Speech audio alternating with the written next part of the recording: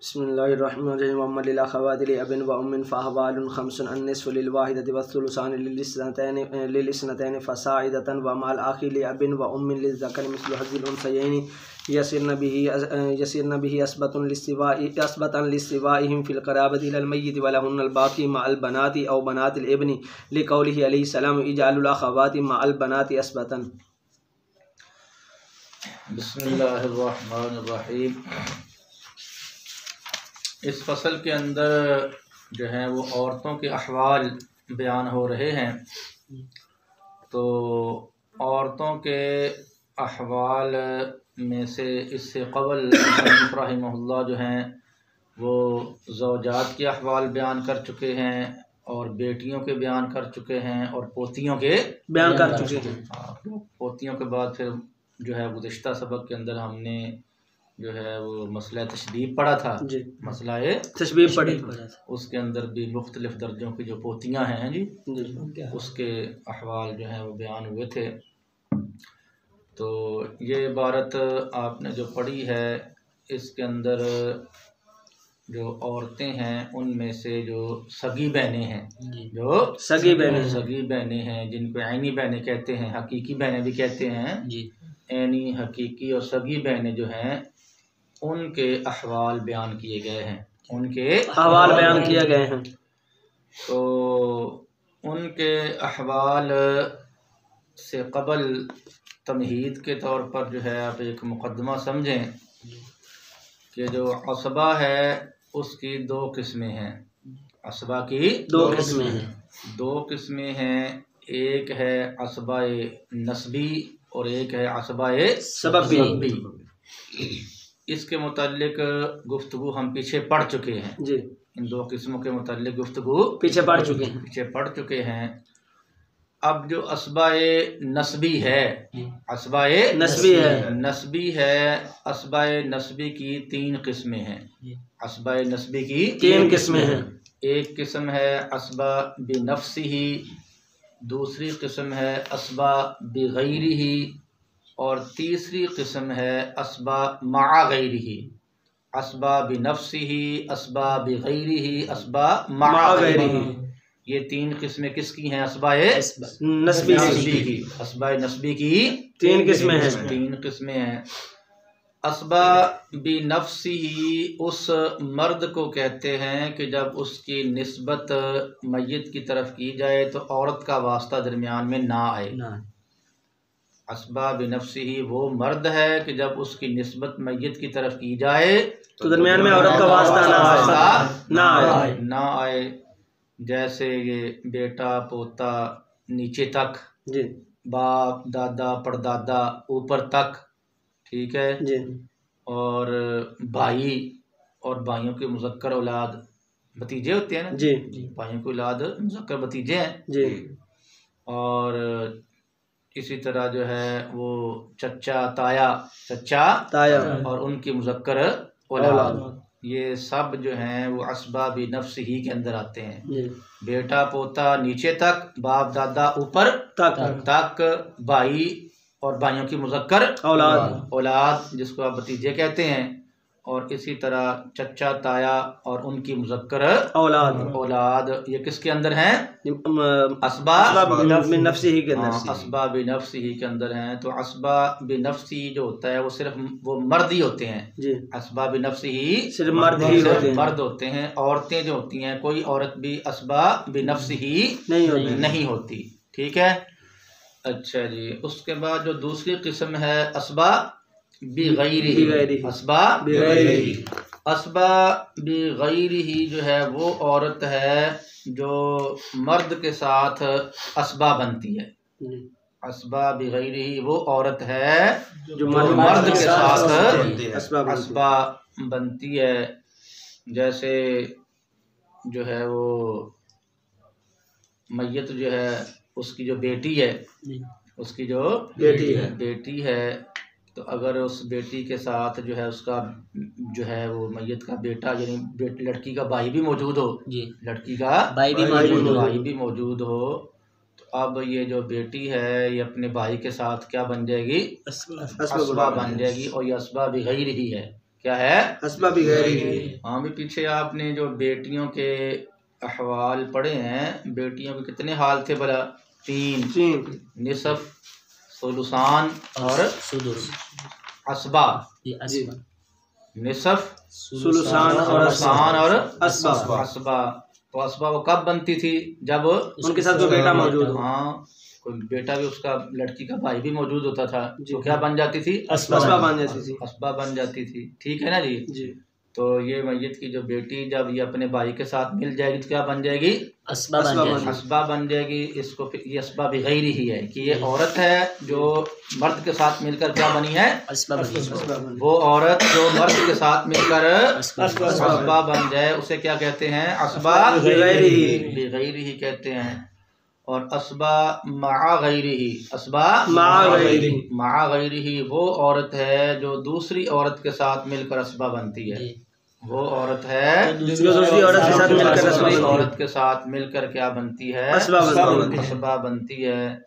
जैसे मैयत की जो ऐनी बहन है, मैयत की जो ऐनी बहन है या उसकी जो अल्लाती बहन है, जब इसके साथ इसका क्या हो? भाई हो। जब इसके साथ जो है वो बेटियां, मैयत की बेटियां या पोतियां हों, जब इसके साथ मैयत की बेटियां या पोतियां हों, तो ये जो ऐनी अल्लाती बहनें होती हैं, मैयत की बेटी या पोती के साथ मिल जाए तो क्या बन जाती है? ये असबा बनती है।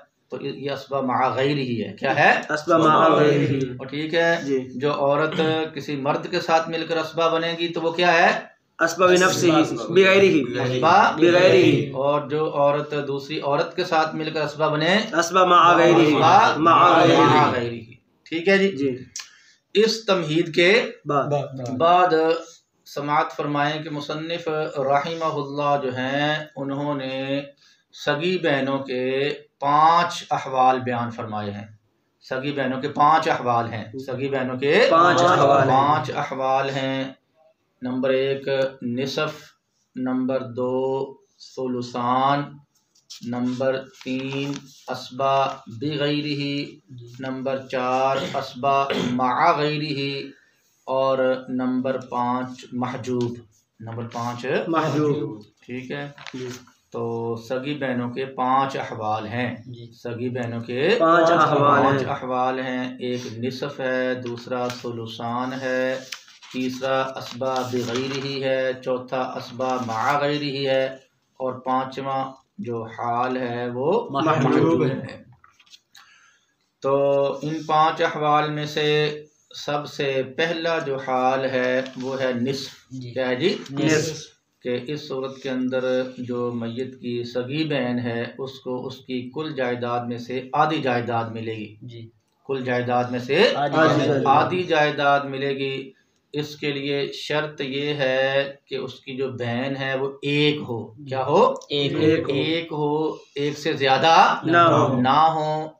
नीज मैयत का जो बेटा, पोता, बेटियां, पोतियां, बाप, दादा और सगा भाई जो है वो मौजूद ना हो।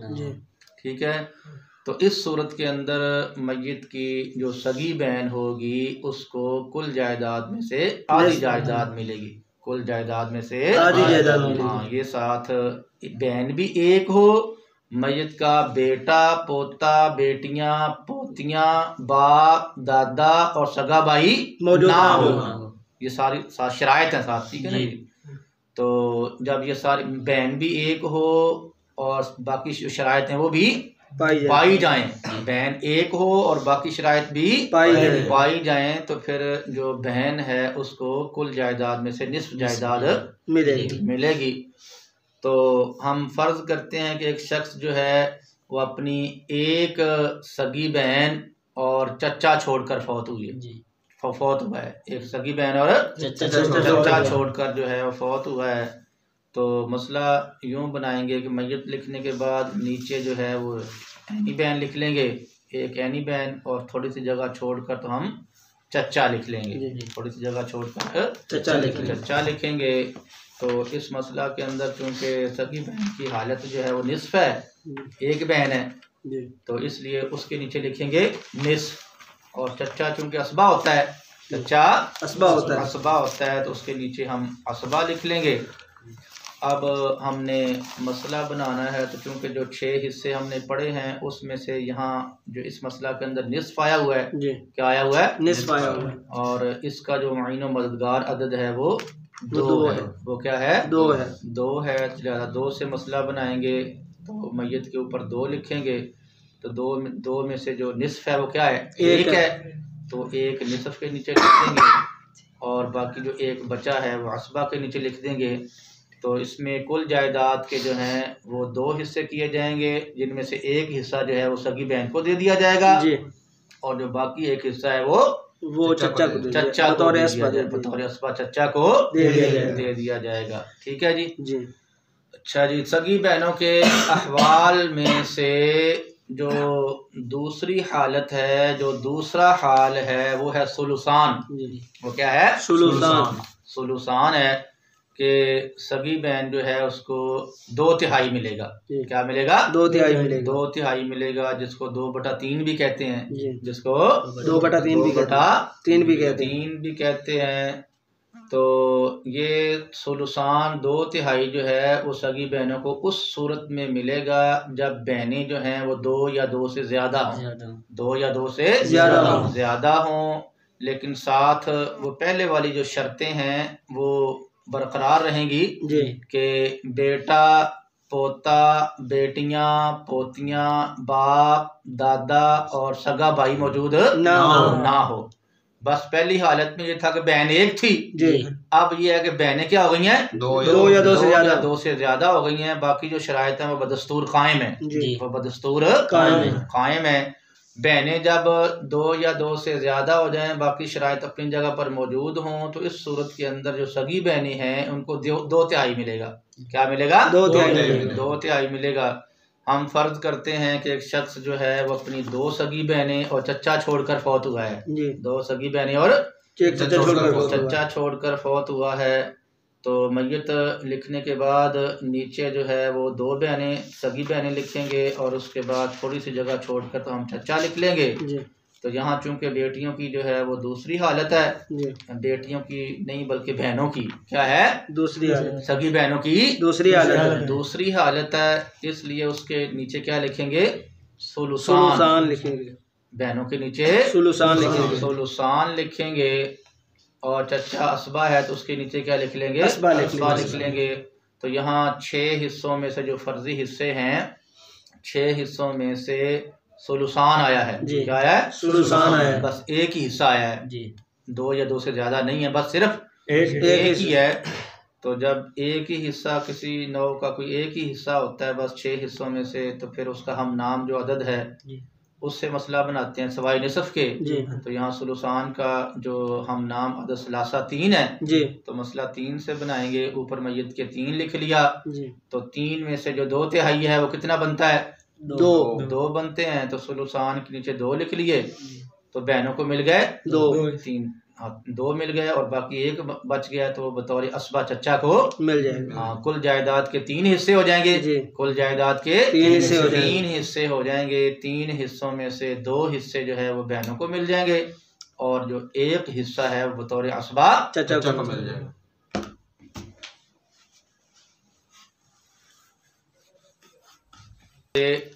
तीसरा हाल है असबा बिगैरिही। सगी बहनों के अहवाल में से तीसरा हाल असबा बिगैरिही है। ये सगी बहनें जो हैं ये असबा बिगैरिही उस वक्त होंगी जब इनके साथ जो है वो इनका सगा भाई मौजूद हो। इनका क्या हो? सगा भाई मौजूद हो। इनका सगा भाई मौजूद हो। सगा भाई जो है वो मौजूद हो। इनका सगा भाई, ज़ाहिर बात है वो जो मैयत का जब साथ भाई भी मौजूद होगा, मैयत का साथ भाई भी मौजूद, ये वो मैयत की सगी बहनें हैं। ये क्या है? मैयत की सगी बहनें हैं। तो फिर वो जो भाई है वो भी क्या है? मैयत का सगा भाई है। ठीक है। तो जब मैयत की सगी बहनों के साथ मैयत का सगा भाई भी क्या हो? मौजूद हो। तो फिर ये सगा भाई जो है वो अपनी बहनों को क्या करेगा? असबा बना देगा। क्या करेगा? असबा बना देगा। इसके लिए भी वो शर्त है कि मैयत का बाप दादा बेटा वगैरह क्या वो मौजूद ना हो। ठीक है जी। तो जब मैयत का जो है बाप दादा बेटा पोता मौजूद नहीं होगा और मैयत का सगी बहनों के साथ उसका भाई क्या होगा मौजूद होगा, तो वो भाई क्या करेगा, अपनी बहनों को असबा बना देगा। असबा हाँ, ये असबा बिगैर ही हैं, ये बहनें इस सूरत में क्या हैं, असबा बिगैर ही हैं। उसकी वजह बयान करते हुए मुसन्निफ रहिमहुल्लाह ने फरमाया है कि ये भाई और बहनें, ये भाई और बहनें जो हैं मैयत और कराबत में ये क्या हैं, बराबर हैं कि जितनी कराबत जो है वो भाइयों को हासिल है उतनी ही कराबत क्या है, बहन को भी हासिल है, क्योंकि बहन भी क्या है, उसकी मैयत की सगी है जी। बहन भी मैयत की सगी है और जो भाई है वो भी क्या है, सगा है। ऐसा नहीं है कि जो बहनें हैं वो जो है वो सगी हों और भाई जो है वो सगा ना हो बल्कि लाती वगैरह हो, ऐसी बात तो नहीं है। बहनें अगर सगी हैं तो भाई क्या है, वो भी क्या है, सगा ही है। तो इस वजह से ये बहनें और भाई दोनों जो हैं वो मैयत की तरह कराबत में बराबर हैं। इस वजह से फरमाया कि जो बहनें हैं ये सगी बहनें सगे भाई के साथ क्या हो जाएंगी, असबा हो जाएंगी, क्या हो जाएंगी, असबा हो जाएंगी। तो ज़वील फरूज को उनके हिस्से देने के बाद ज़वील फरूज को उनके हिस्से देने के बाद जो माल बाकी बचेगा, बचेगा वो बहनों और भाई के दरमियान जो है वो लिज़्ज़कर मिस्लु हज़्ज़िल उन्सयैन के कानून के मुताबिक तकसीम किया जाएगा कि जो भाई है उसको बहन से डबल हिस्सा मिलेगा, भाई को 2 बहनों के बराबर हिस्सा मिलेगा। हम फ़र्ज़ करते हैं कि एक शख्स जो है वो फौत हुआ, अपनी ज़ौजा सगी बहन और सगा भाई छोड़कर, अपनी ज़ौजा सगी बहन और सगा भाई छोड़कर जो है वो फौत हुआ है। तो मैयत लिखने के बाद जो है वो हम नीचे जो है वो ज़ौजा लिखेंगे, थोड़ी सी जगह छोड़कर सगी बहन लिख लेंगे, फिर थोड़ी सी जगह छोड़कर तो सगा भाई लिख लेंगे। तो यहाँ चूँकि मरने वाले शख्स की जो औलाद है वो मौजूद नहीं है और जब मरने वाले शख्स की औलाद मौजूद ना हो तो उसकी बीवी को रुबो मिलता है। क्या मिलता है, रुबो मिलता है। लिहाजा ज़ौजा के नीचे हम रुबो लिख लेंगे, क्या लिख लेंगे, रुबो लिख लेंगे। और इस मसला के अंदर जो बहन है सगी वो असबा है जी, तो उसके नीचे क्या लिख लेंगे, असबा लिख लेंगे, उसके नीचे असबा लिख लेंगे। तो भाई तो वैसे ही आपको पता क्या होते हैं, असबा होते हैं, तो उसके नीचे भी क्या लिख दिया, असबा लिख दिया। चाहे आप एक ही असबा लिख दे बड़ा सारा करके हैं, वो दोनों के बहन और भाई के नीचे लिखा जा सकता है, अलग अलग चाहे लिखें, चाहे एक ही असबा लिख दें, थोड़ा सा बड़ा करके लिख दे, उसके नीचे भी आ जाएगा है जी।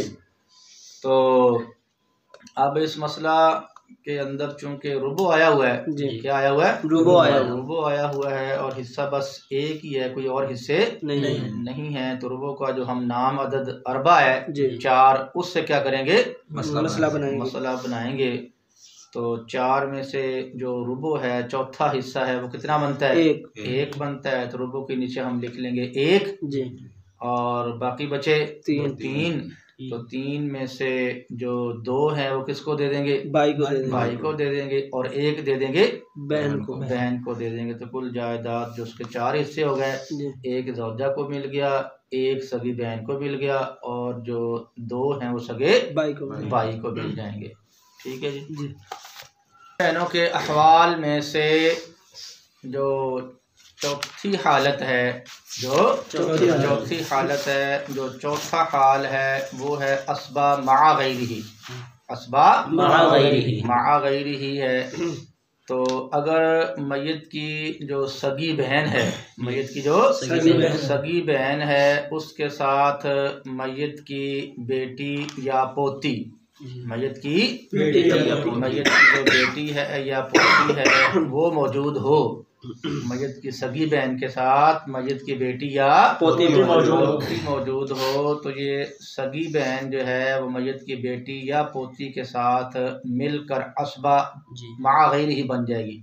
क्या बनेगी? अस्बा मा गैरिही बनेगी। इसकी शर्त वो भी है कि मय्यत का बेटा, पोता, बाप और दादा मौजूद ना हो। बाप दादा मौजूद ना हो तो इस सूरत के अंदर मय्यत की जो बेटी या पोती है, मय्यत की बेटी या पोती है, उनको उनका हिस्सा देने के बाद हिस्सा देने के बाद जो माल जो है वो बचेगा वो सगी बहन को दिया जाएगा। वो सगी बहन को दिया जाएगा। ज़ाहिर बात है अगर मय्यत की बहन के साथ जो है वो अगर एक बेटी या एक पोती मौजूद है, एक बेटी या एक पोती मौजूद है, तो इस सूरत के अंदर जो बेटी या पोती है, तो आप पीछे पढ़ चुके हैं कि एक बेटी या एक पोती का हिस्सा क्या होता है? निस्फ होता है। तो बेटी या पोती को निस्फ मिल जाएगा, बाकी जो निस्फ बचेगा वो बहन को बतौर अस्बा मिल जाएगा, वो बहन को बतौर अस्बा मिल जाएगा। और अगर मय्यत की जो है वो दो बेटियां या दो पोतियां हैं, मय्यत की दो बेटियां या दो पोतियां हैं, तो मय्यत की दो बेटियां या दो पोतियां होने की सूरत में उनको कितना मिलता है? सुलुसान मिलता है। उनको सुलुसान मिलता है। तो सुलुसान जो है वो बेटियां या पोतियों को दे दिया जाएगा, और बाकी जो एक सुलस बचेगा वो बहनों को बतौर अस्बा दे दिया जाएगा। वो सगी बहनों को बतौर अस्बा दे दिया जाएगा। तो बहरहाल जब मय्यत की सगी बहन के साथ जो है मय्यत की बेटी या पोती मौजूद हो, तो मय्यत की बेटी या पोती के साथ मिलकर जो सगी बहन है वो अस्बा मा गैरिही बन जाती है। वो अस्बा मा गैरिही बन जाती है। और इस सूरत में इसके अस्बा होने की जो दलील है, इस सूरत में इनके अस्बा होने की जो दलील है वो नबी अकरम नूर मुजस्सम सल्लल्लाहु अलैहि वसल्लम का ये इरशाद पाक है, जिसका मफ़हूम है इजअलुल अख़वाती मअल बनाती असबतन, इजअलुल अख़वाती मअल बनाती असबतन, कि आप सल्लल्लाहु अलैहि वसल्लम ने फरमाया कि तुम बहनों को बेटियों के साथ असबा बना दो। तुम बहनों को बेटियों के साथ क्या करो? असबा बना दो। तो यहाँ पर चूँकि अख़वात और बनात, अख़वात और बनात पर जो अलिफ लाम है, ये अलिफ लाम जिनसी है, ये अलिफ लाम जिनसी है। और आप जानते हैं कि जिन्स का जो तहक्कुक है वो एक फ़र्द के ज़िमन में भी हो जाता है। जिन्स का तहक्कुक एक फ़र्द के ज़िमन में भी हो जाता है। लिहाजा अगर मय्यत की जो बहन सगी है वो एक हो, बेटी भी क्या हो? एक हो, तो तब भी बहन बेटियों के साथ क्या हो जाएगी? अस्बा हो जाएगी। बहनें जो हैं वो ज़्यादा हों, बेटियां भी ज़्यादा हों, तो इस सूरत के अंदर भी बहनें बेटियों के साथ क्या हो जाएंगी? अस्बा हो जाएंगी। ठीक है जी। तो हम जो है वो फ़र्ज़ करते हैं कि एक शख्स जो है वो अपनी एक सगी बहन, एक बेटी, एक सगी बहन एक बेटी और कर जो है वो फौत हुआ है। तो मय्यत लिखने के बाद जो है हम लिखते हैं बेटी, फिर थोड़ी सी जगह छोड़कर लिख लेते हैं सगी बहन। तो इस मसला के अंदर जो बेटी है वो एक है, बेटी क्या है? एक है। तो इसका हिस्सा कितना बनता है? निस्फ बनता है। तो बेटी के नीचे हम निस्फ लिख लेते हैं, बेटी के नीचे निस्फ जो है वो लिख लेते हैं। तो बहन क्या है? वो अस्बा है। बहन अस्बा है, तो उसके नीचे अस्बा आ जाएगा। तो यहाँ पर जो है वो बेटी के नीचे क्या लिखा है जी? निस्फ लिखा है। बेटी के नीचे निस्फ लिखा है। तो बेटी को हम क्या दे देंगे? बेटी के नीचे निस्फ है, तो मसला ज़ाहिर बात किससे बनाएंगे? दो से। इसके मुअय्यन मददगार अदद जो है वो दो से बना लेंगे। क्या करेंगे? दो से बना। मसला दो से बना लेंगे। तो दो का निस्फ क्या बनता है? एक बनता है। दो का निस्फ एक बनता है। दो का निस्फ जो है वो एक बनता है। लिहाजा वो एक किसको दे दिया जाएगा? वो बेटी को दे दिया जाएगा। और जो बाकी एक बचा है वो किसको दे दिया जाएगा? वो सगी बहन को दे दिया जाएगा। सगी बहन को दे दिया जाएगा। और अगर हम जो है वो ये फ़र्ज़ कर लें कि एक शख्स जो है वो अपनी जो है वो दो बेटियां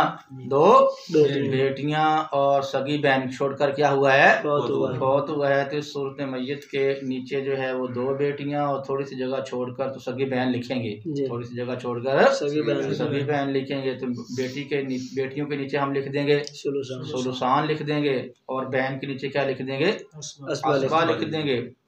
तो चूंकि यहाँ 6 हिस्सों में सुलुसान आया है, सुलुसान आया है, लिहाजा सुलुसान का जो हम नाम अदसलासा 3 है उससे मसला जो है वो बनाएंगे।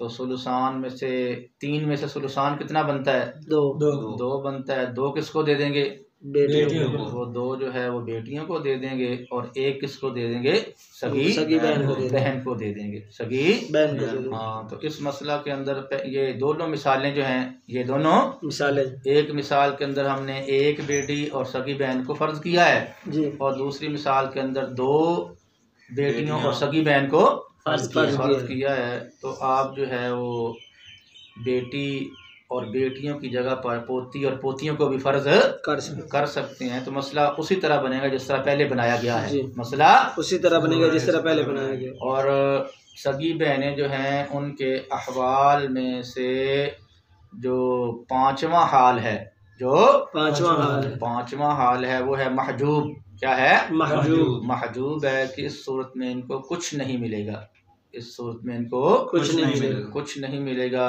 और ये उस सूरत में होगा कि जब कोई शख्स जो है अपनी सगी बहनों के साथ अपना बेटा या पोता, बाप या दादा छोड़कर क्या हो, फौत हो, बाप या दादा छोड़कर जो है फौत हो। तो इस सूरत के अंदर जो सगी बहनें होंगी वो महजूब हो जाएंगी। क्या हो जाएंगी, महजूब हो जाएंगी, महरूम हो जाएंगी, इनको कुछ भी नहीं मिलेगा। तो हम जो है फ़र्ज़ करते हैं कि एक शख्स जो है वो अपनी सगी बहन और बेटा छोड़कर फौत हुआ है, सगी बहन और बेटा छोड़कर क्या हुआ है, फौत हुआ है। तो इस सूरत के अंदर जो सारे का सारा माल है वो किसको दे दिया जाएगा, सारे का सारा माल बेटे को दे दिया जाएगा। और जो बहन है वो क्या होगी, महजूब होगी।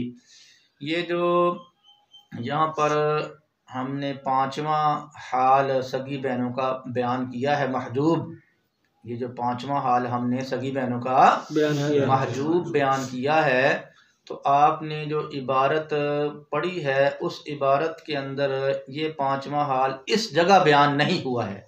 ये 5वां हाल इस जगह बयान नहीं हुआ है, बल्कि उसके आगे मुसन्निफ रहिमहुल्लाह ने जो अल्लाती बहनें हैं, जो अल्लाती बहनें हैं, बाप शरीक जो बहनें हैं, उनके अहवाल बयान फरमाए हैं 7। उनके 7 अहवाल बयान फरमाए हैं। तो अल्लाती बहनों के अहवाल में से जो 7वां हाल है, अल्लाती बहनों के अहवाल में से जो 7वां हाल है, बेआइन ही वही ऐनी बहनों का 5वां हाल है। बेआइन ही वही ऐनी बहनों का 5वां, अल्लाती बहनों का जो 7वां हाल है वही हाल ऐनी बहनों का 5वां हाल है। तो मुसन्निफ ने फिर इसको इनके जो 5वां हाल है उनको अल्लाती बहनों के 7वें हाल के अंदर इकट्ठा एक साथ क्या कर दिया है, जिक्र कर दिया है, ताकि इबारत के अंदर क्या हो जाए, इख्तिसार हो जाए।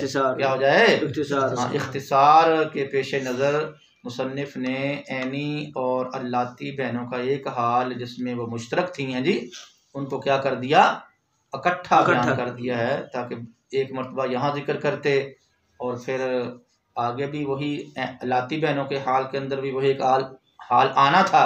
हाँ जी, तो फिर इस तरह इबारत के अंदर तवालत होनी थी, इबारत के अंदर तवालत होनी थी। तो तवालत से बचने के लिए इख्तिसार को पेश नज़र रखते हुए इन्होंने ऐनी बहनों का जो 5वां हाल है वो भी अल्लाती बहनों के 7वें हाल के अंदर ही जिक्र कर दिया।